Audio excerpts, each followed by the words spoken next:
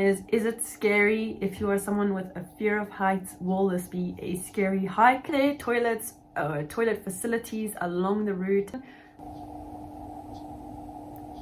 Especially climbing the rocks where I needed as much grip and assistance as I could get. I recently hiked up Lion's Head, which is a mountain situated between Table Mountain and Signal Hill in Cape Town. After I had hiked it, I realized there were definitely things that I wish I had known before I hiked it. So that is why I'm making this video, so that here is everything that you need to know before you hike up Lion's Head.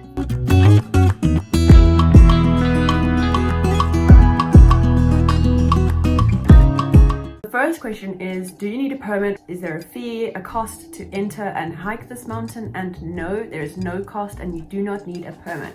Basically, once you start the race, you'll see the Sandpark sign with all the rules and regulations, and you can just carry on and start your hike. So there is absolutely no cost at all. The only cost would come in is if you get a guided trail and a person who guides you through. That usually I think runs about 1,000 Rand, 1,500 Rand if you want a guided tour. However, you can do it on your own, which is totally free. If you are worried about getting lost, the next question is, can you get lost? And I guess with any situation, you could get lost. However, if you follow the main route, which sort of spirals all the way up, there should be enough people guiding you in the right direction. You can clearly see that there is a path going all the way up and it spirals up to the top. And if you stick with the path, you probably won't get lost. So just stick with the path and you'll be okay.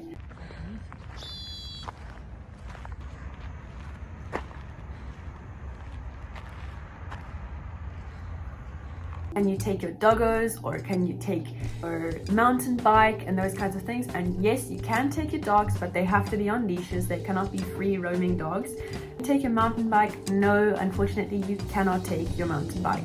So wondering how long it takes you to get up to the top. So the average is around 90 minutes, but it can range from about 60 minutes, so 1 hour to 2 hours to get up to the top, and then plus minus 1 hour to 2 hours to get down.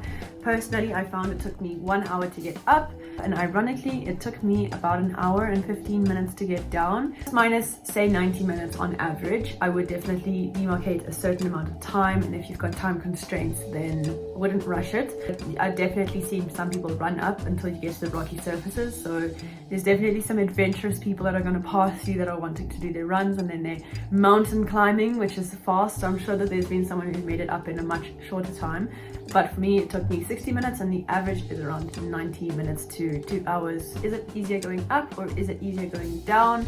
I actually found it easier going down than I did going up, which is weird. I actually thought it would be harder to go down, just because sometimes on your feet, in your shoes, it can get quite sore.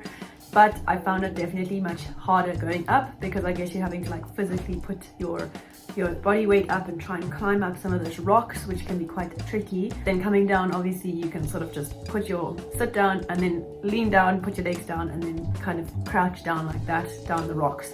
So you probably just assume that it is definitely easier going up, but that was just not the case. There are certain parts that are quite tricky. You have to do some nifty footwork to get up the rocks. You've got to sort of hold and climb and pull yourself up, and it's definitely not for the faint-hearted. There's definitely some scary bits, and if you've got a fear of heights, it might be something to consider, that it might be quite scary.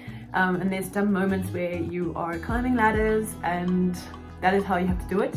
So I guess it can be quite scary, and in some respects you're always going to have people that are right behind you, kind of like nudging you to go faster, in which case what I would do is just stop, wait for them to go past you, and then they can go down in their own time, because you're always going to have people that are slower, faster than you, that kind of thing.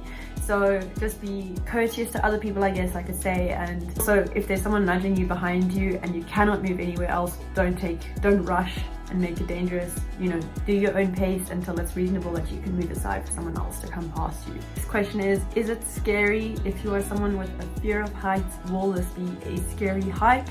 And I don't want to say no, it's not going to be, because there are definitely moments when you're sort of going up. As I said, I spiraled up, I didn't climb up. The climbing up for me would have been too terrifying, just because I'm not really into rock climbing and chains and that sort of thing.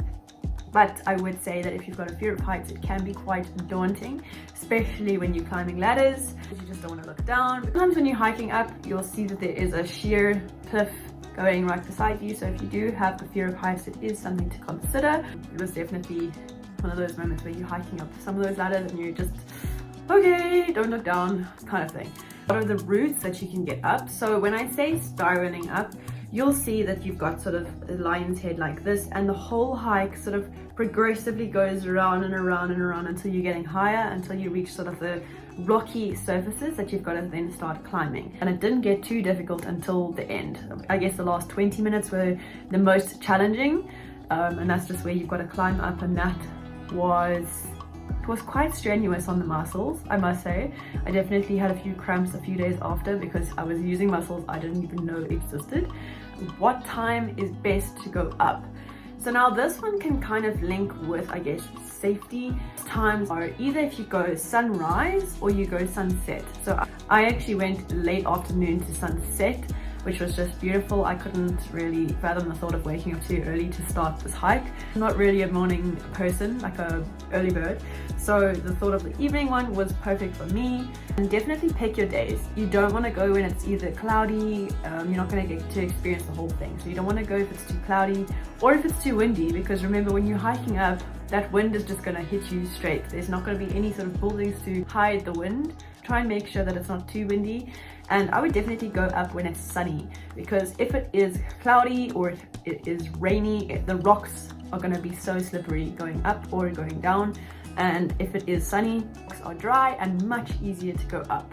The day is going to get quite hot. I do believe that there are people that do go, especially during winter times. I'm sure there are people that go midday. However, if I was trying to be safer, I would try and go a more common time. It's a bit sort of counterintuitive, but the more people, the more witnesses, safety won't be such a concern. Safety in the sense of either being mugged if there are people there, or it might just be that there's more safety in numbers, and that, say for instance, if something does happen to you, you fall or whatever the event could be, there are people around you that can help you. Would you go alone? And yes, you can go alone. I just wouldn't. I would definitely advise you to go with someone else, just because then it's a buddy system and you're not caught on your own sort of in tricky situations. Sunset was really beautiful, but for me personally, I really didn't want to be coming down the mountain with everyone coming from sunset, all the traffic coming down. I didn't want to make it so busy, and also then there's people behind you. And so what we did was that we still went for the sunset hour, but we didn't stay for sunset at the top of Lion's Head. So we went up, saw the beautiful view, and then started our way down once everyone was still up and people were still going up for the sunset. I'm sure it's absolutely beautiful, but for me personally, I didn't want the traffic of trying to get past people and trying to rush. I didn't want to rush going down just because I had anticipated it being harder. And so we went down earlier, and what we found was that even though you're not as high up at the top of Lion's Head, you're not getting those pictures with you from like the sunset, where you even just starting to spiral down, is still so high enough that you can have such a beautiful view. I'll insert some clips now where you can see the sunset, and that was on the way down.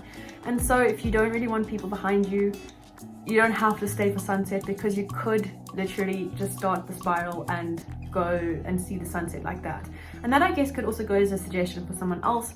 If you do have a fear of heights and you don't make it all the way to the top, don't worry, because there are so many spots along the way that you can just sit and experience the full view, and you don't have to go all the way to the top of Lion's Head.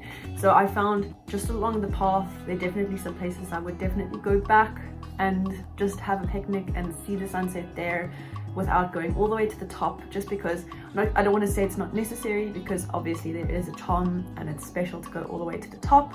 But if, say for instance, you can't, you have a fear of heights, then don't worry, you can still experience the sunset perfectly. It was so beautiful. The golden hour for us was just absolutely amazing, and we got to experience the sunset without having everyone behind us. And I even looked back as we were hiking down, and I saw the chains, people coming down the ladders and all the traffic from the top, and there was a lot of people.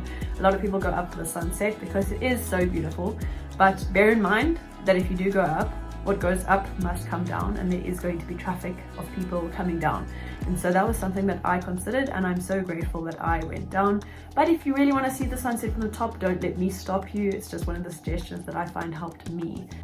Oh, and another thing I found was that it is also kind of a common thing. This is more for if you have a guided tour and you pay for someone to be your guide. It is actually common that people will go for the full moon in the night. where you can go and see the full moon, I guess, over the ocean. That is also a time. So the peak times, I guess, would be full moon in the month, sunset, or sunrise. This next one is something that you might want to consider. Are there toilets or toilet facilities along the route? And no, there are no ablution blocks or anything like that. Nature is definitely your element, so if you do need to go, then you're gonna have to become one with nature and really enjoy the scenic view. So that is the answer to that one. The last suggestion is, what footwear should you use? And it is definitely a hike, so take that word hike and put it into perspective, and I would say wear the appropriate shoes that you feel confident in. I don't want to say wear a specific shoe, but I definitely needed shoes that had a lot of grip because it can get even slippery even if it is dry and sunny. There were definitely some parts that were quite slippery. With that being said, there were a few people that passed us, and the lady was wearing sandals or slops, and the man was, I think, either he wasn't wearing shoes or he was also wearing slops that could sort of slip off very easily. So maybe they are experienced hikers and they know exactly the fancy footwork and they weren't concerned. But for me, I definitely had parts of, especially climbing the rocks, where I needed as much grip and assistance as I could get. So looking back on my experience, I absolutely loved hiking up this mountain. I hope you really enjoyed this hike as much as I did. I'm so excited and I'm happy that I could share all of this stuff with you. If you have any more questions, leave the questions below. I'll try and answer all of them that I can.